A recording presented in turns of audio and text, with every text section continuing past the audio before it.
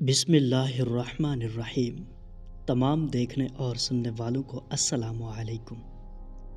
شعبان کی 15ویں شب برات کہلاتی ہے، یعنی وہ رات جس میں مخلوق کو گناہوں سے بری کر دیا جاتا ہے۔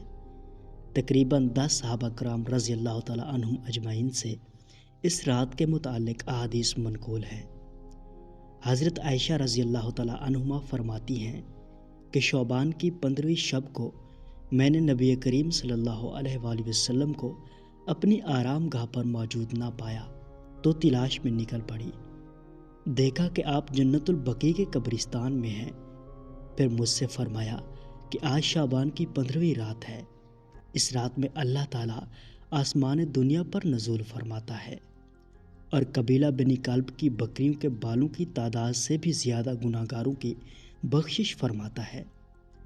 دوسری حدیث میں ہے، اس رات میں اس سال پیدا ہونے والے ہر بچے کا نام لکھ دیا جاتا ہے۔ اس رات میں اس سال مرنے والے ہر آدمی کا نام لکھ لیا جاتا ہے۔ اس رات میں تمہارے اعمال اٹھائے جاتے ہیں اور تمہارا رزق اتارا جاتا ہے۔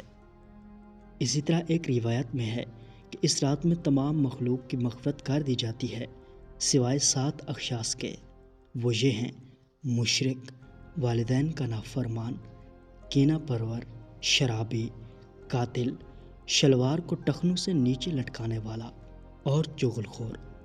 ان 7 افراد کی اس عظیم رات میں بھی مغفرت نہیں ہوتی جب تک کہ یہ اپنے جرائم سے توبہ نہ کر لیں۔ حضرت علی رضی اللہ تعالیٰ عنہ سے ایک روایت میں منقول ہے کہ اس رات میں عبادت کیا کرو اور دن میں روزہ رکھا کرو۔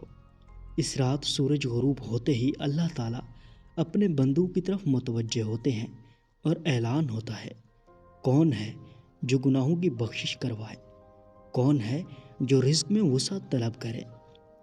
کون مصیبت زدہ ہے جو مصیبت سے چھٹکارا حاصل کرنا چاہتا ہو؟ تو پیارے دوستو، یہ تھی آج کی ویڈیو۔